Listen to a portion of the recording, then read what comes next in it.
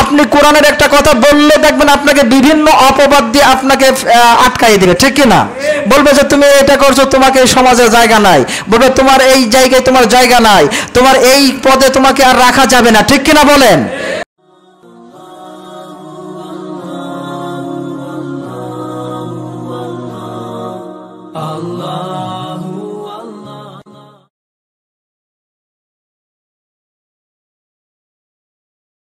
এমন এইরকম দুইজন ব্যক্তি তারা গল্প করছে, এরপরে তাদের একটা সম্পর্ক হয়েছে, হওয়ার পরে এই সম্পর্কের কারণে পেটে বাচ্চাও এসেছে, কিন্তু তারা কিশোর, তাদের বয়স এখনো 18 পুঁজি নাই। এখন ডাক্তারের কাছে গিয়েছে, যাওয়ার পরে ডাক্তার চেক করে দেখে পেটে বাচ্চা। কি বলেন? পেটে বাচ্চা। জিজ্ঞাসা করছে তোমার পেটে বাচ্চা কেন, কিভাবে আসলো? বলছে আমার বন্ধু ওই যে অমুক, সে আমার সাথে থেকেছে, এইভাবে এসেছে। তখন তারা বলছে কেন তুমি থাকো ভালো কথা, তুমি কি কন্ডম ব্যবহার করতে পারো নাই? বলে নাউজুবিল্লাহ। আজকে আমাদেরকে ধ্বংস করা হচ্ছে না, এইগুলো আমাদের খেয়াল নাই। আমরা কি করছি, অমুক ভালো নাই, তমুক ভালো নাই, আমি ভালো। আল্লাহ রাব্বুল আলামিন তার নবীর মাধ্যমে আমাদেরকে জানিয়েছেন যে কোন কোন আলামতগুলো যখন পৃথিবীতে পরিলক্ষিত হবে তখন তোমরা বুঝবে কিয়ামত একেবারে সন্নিকটে।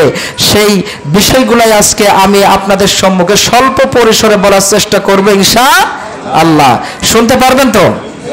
মনোযোগ এদিকে ভেরি কেয়ারফুল থাকবেন তো? আমি কিন্তু নিজের থেকে কিছু বলবো না, আল্লাহ রাসূল সাল্লাল্লাহু আলাইহি ওয়াসাল্লামের হাদিসের থেকে নোট করে আমি আপনাদেরকে নিয়ে এসেছি শোনানোর জন্য। একটু শুনবেন আর বর্তমানের সাথে মিলাবেন। নিজের জীবন, নিজের পরিবারের জীবন এবং সামাজিক জীবন, রাষ্ট্রীয় জীবন, সব জায়গায় আমরা মিলাইয়ে দেখব যে আসলে আমরা এখন কোন পর্যায়ে আছি, ঠিক কি না বলেন?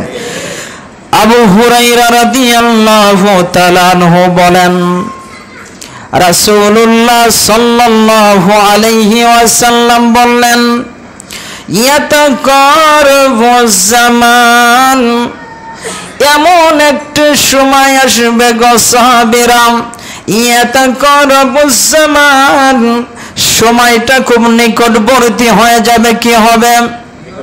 এটা হলো কিয়ামতের একটা আলামত। কি কথা বলেন? কি কিসের আলামত? ইয়াতাকারাবু জামান, সময়টা নিকটবর্তী হয়ে যাবে। আমার মনে হয় এইটার সাথে যদি বর্তমান আমরা মিলায়ে দেখি, আমরা দেখতে পাই যে দেখেন মাত্র দিন শুরু হচ্ছে, সন্ধ্যা হচ্ছে, একেবারে নিজের কোন একটা কাজ শেষ না হতে হতে, ঠিক কিনা বলেন? এটা দেখা যাচ্ছে কিনা?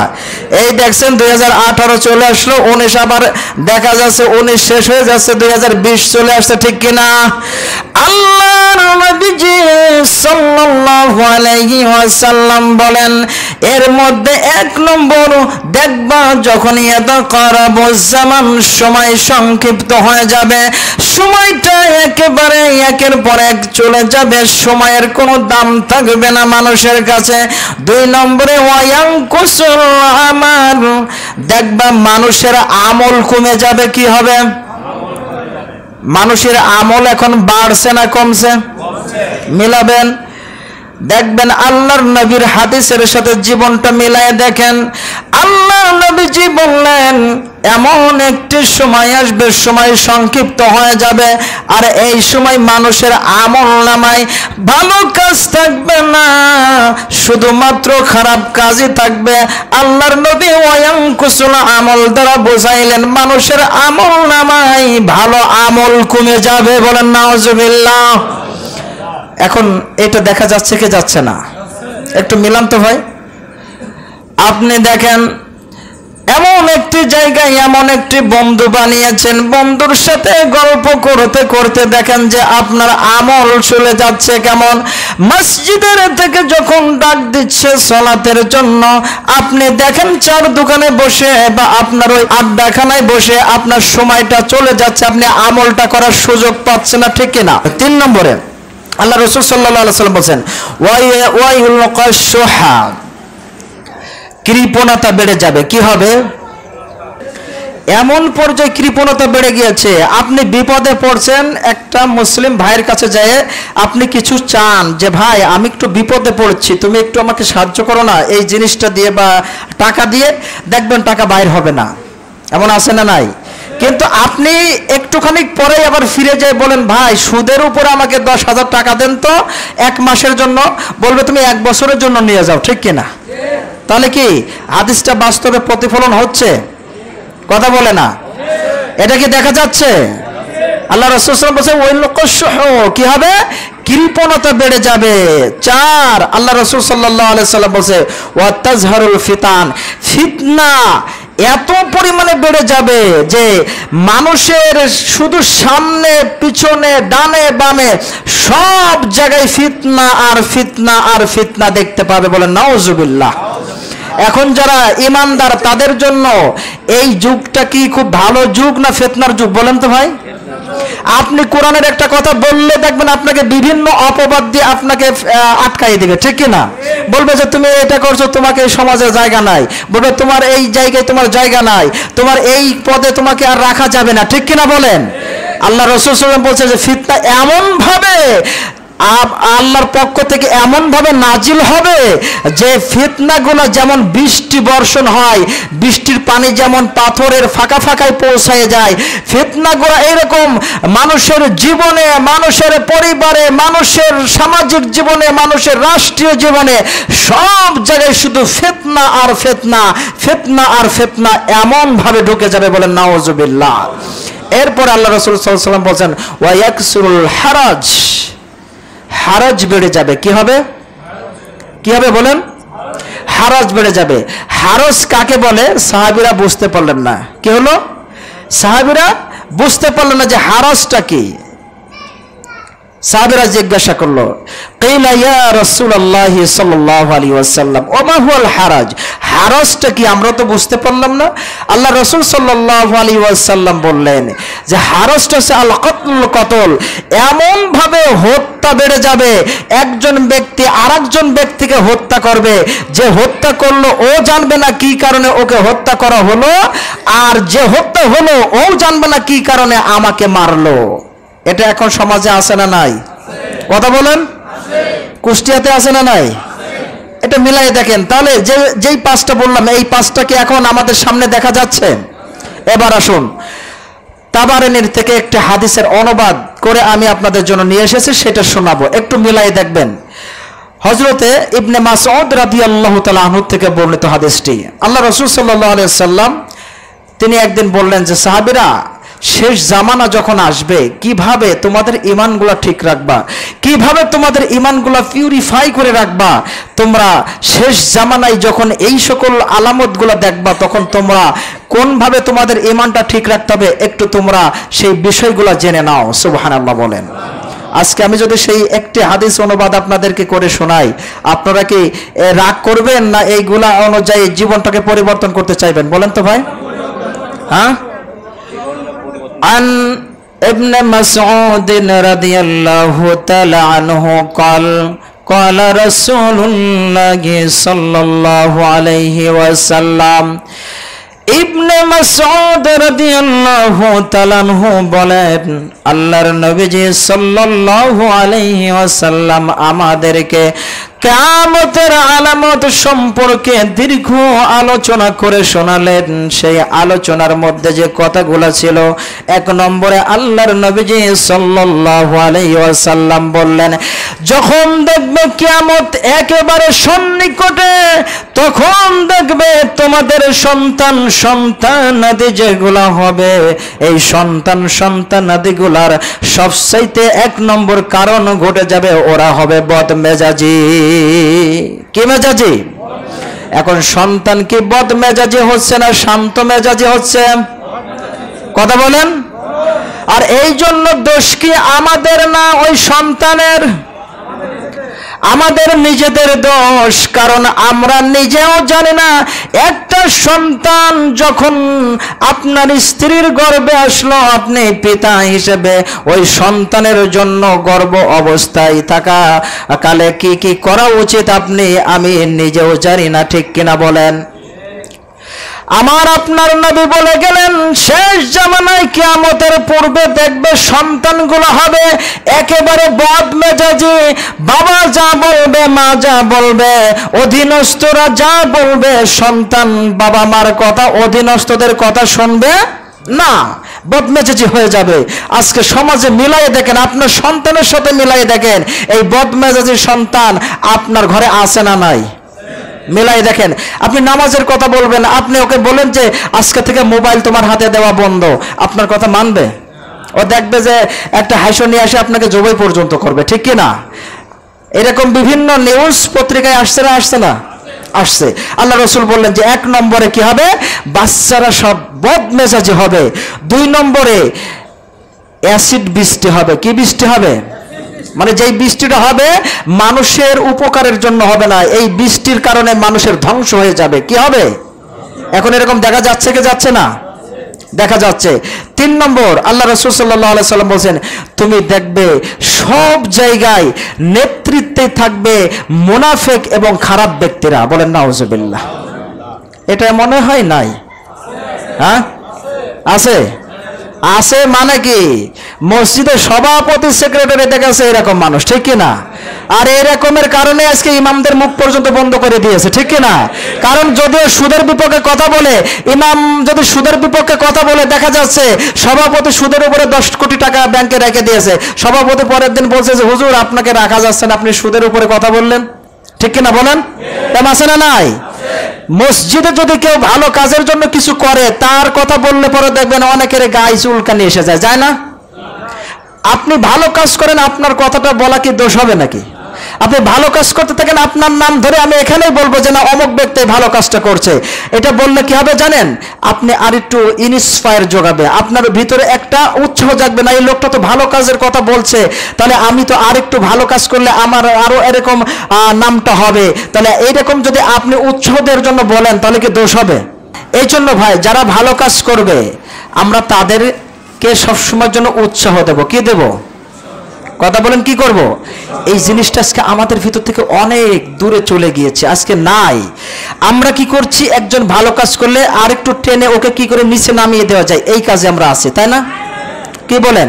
তো যেই কথাগুলো বলছিলাম যে আল্লাহ রাসূল সাল্লাল্লাহু আলাইহি সাল্লাম বললেন যে সবচেয়ে নিকৃষ্ট খারাপ এবং মুনাফিকরা নেতৃত্বে চলে যাবে।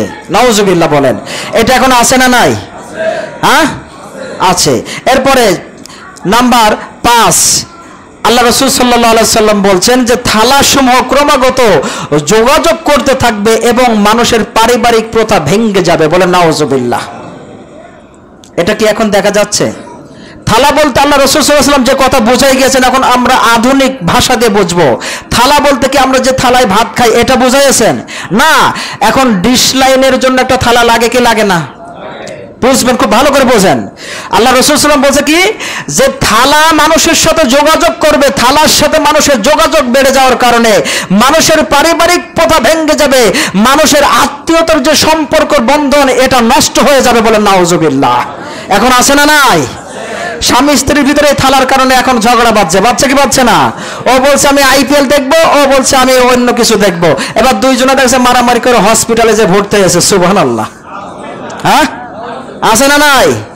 আবার দেখা যাচ্ছে ছেলে যে বলছে যে আমি তো এই যে বক্সিং দেখবো, আমি ওইসব কিছু দেখবো না, বক্সিং দেখবো। এবার বাবা বলছে দেখা যাবে না, মা বলছে দেখা যাবে না, ছেলে দেখা যাচ্ছে যে অ্যাসিড নিয়ে যে মা বাবার উপরে ঢেলে দিচ্ছে। আছে না নাই? ঢাকাতে ঘটনা ঘটেছে, রিসেন্টলি ঘটেছে, আমি তাই বলছি।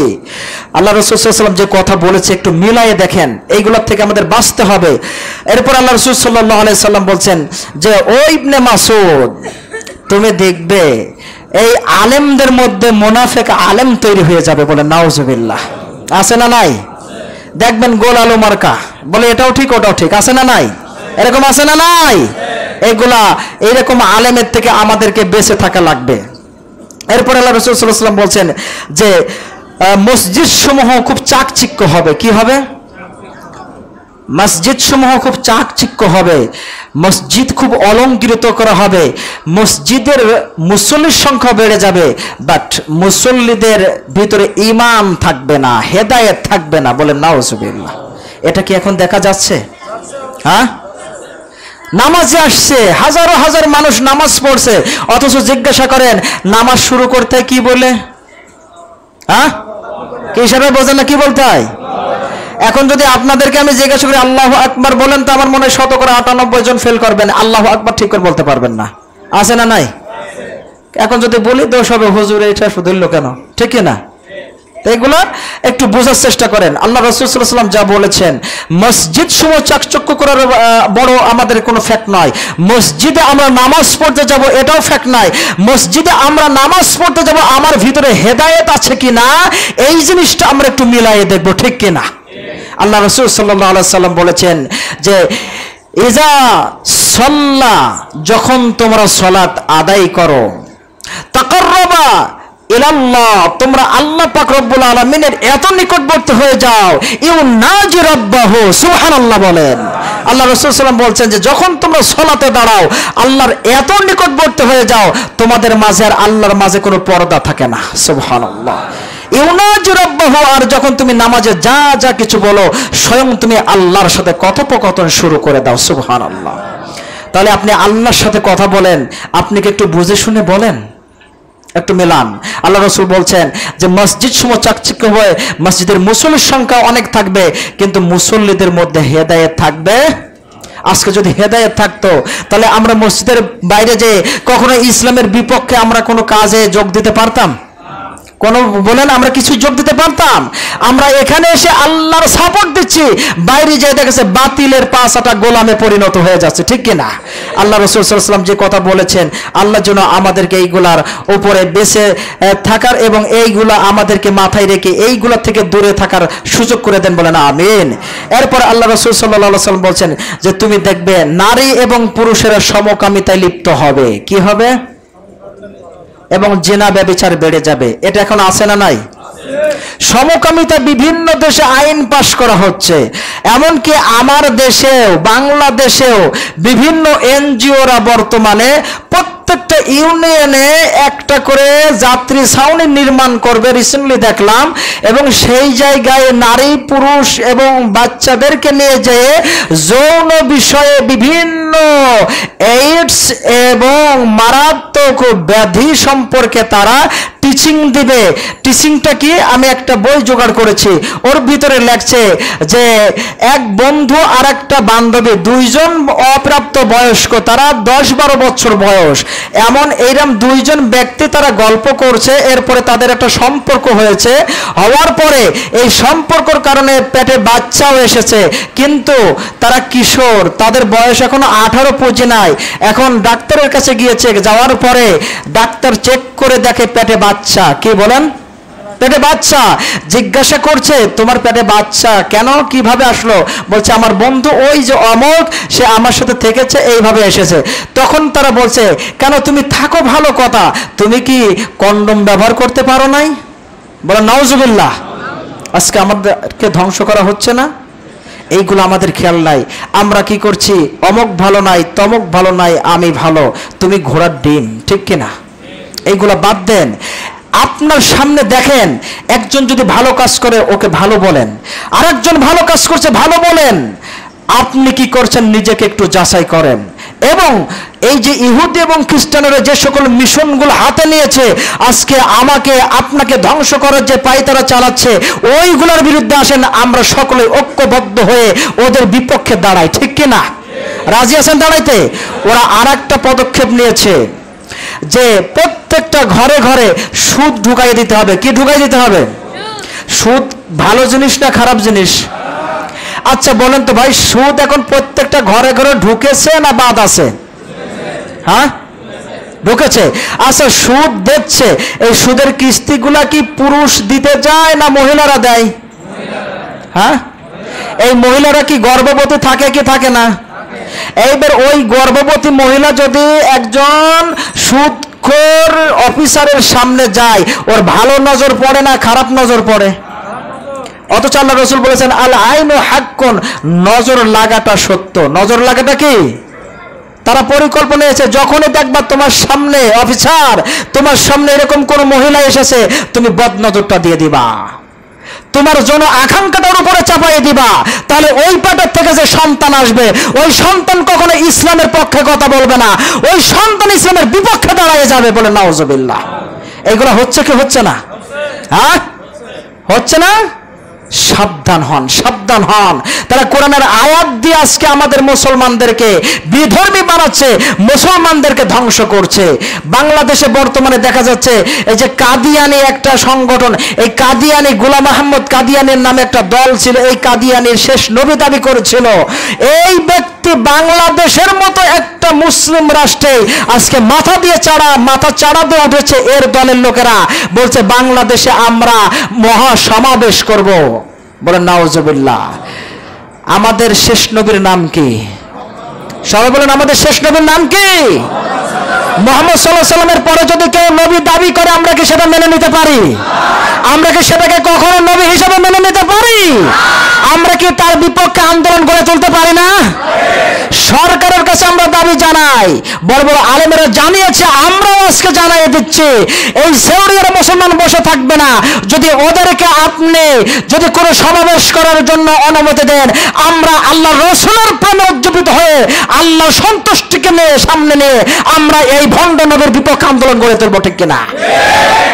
আমরা এই সকল মেনে নিতে পারি না। সম্মানিত উপস্থিতি, আজকের আলোচনা শেষ করে দিচ্ছি। আমি প্রায় 25টার মতো ধারাবাহিক আলামতগুলো লিখে নিয়ে এসেছি। আজকে মাত্র কয়টা বললাম? 7টা বললাম, এখনো বাদ থাকলো কয়টা? ধারাবাহিক ইনশাআল্লাহ বলবো এইগুলা, কারণ আজকে আমাদের এইগুলো জানে রাখতে হবে, নাহলে আমার আপনার সামনে কিভাবে যে এসে ওরা আমাকে আপনাকে ধ্বংস করে জাহান্নামী করে ফেলছে, ইসলামের থেকে দূরে সরাইয়ে নিচ্ছে, এই জিনিসগুলো আমাদেরকে জানতেই হবে। না জানার কারণে আজকে আমাদের এই অধপতন, এত লাঞ্ছিত, এত গঞ্জনা, এত আজকে আমাদের উপর বিপদ আপদ চলে আসছে, ঠিক কিনা? সুতরাং আসুন ইসলামকে জানি, আসুন ইসলামের নিয়ম নীতিকে জানি, আসুন ইসলামের বিধি বিধানকে জানি, আসুন ইসলাম অনুযায়ী জীবন যাপন করলে, নিজেকে পরিচালনা করলে, নিজের সমাজকে পরিচালনা করলে, নিজের পরিবারকে পরিচালনা করলে, রাষ্ট্র যদি ইসলাম অনুযায়ী পরিচালনা করা হয়, কত যে শান্তি সেই রাষ্ট্রে আসে, কত যে সুখ সেই পরিবারে আসে, কত যে সুখ সেই সমাজে আসে। আসুন ইসলামের ছায়াতলে আল্লাহ যেন আমাদেরকে এই শেষ জামানায়, এই ফিতনার জামানায়, এই সকল ফিতনা থেকে আমাদেরকে মুক্ত রেখে আমরা যেন নবীজি সাল্লাল্লাহু আলাইহি সাল্লামের দেখানো পথ ও পদ্ধতির উপরে থেকে ঈমান নিয়ে দুনিয়ার থেকে বিদায় নিতে পারি। আল্লাহ তুমি তৌফিক দান করো, বলেন আমিন। আসসালামু আলাইকুম ওয়া রাহমাতুল্লাহি ওয়া বারাকাতুহু।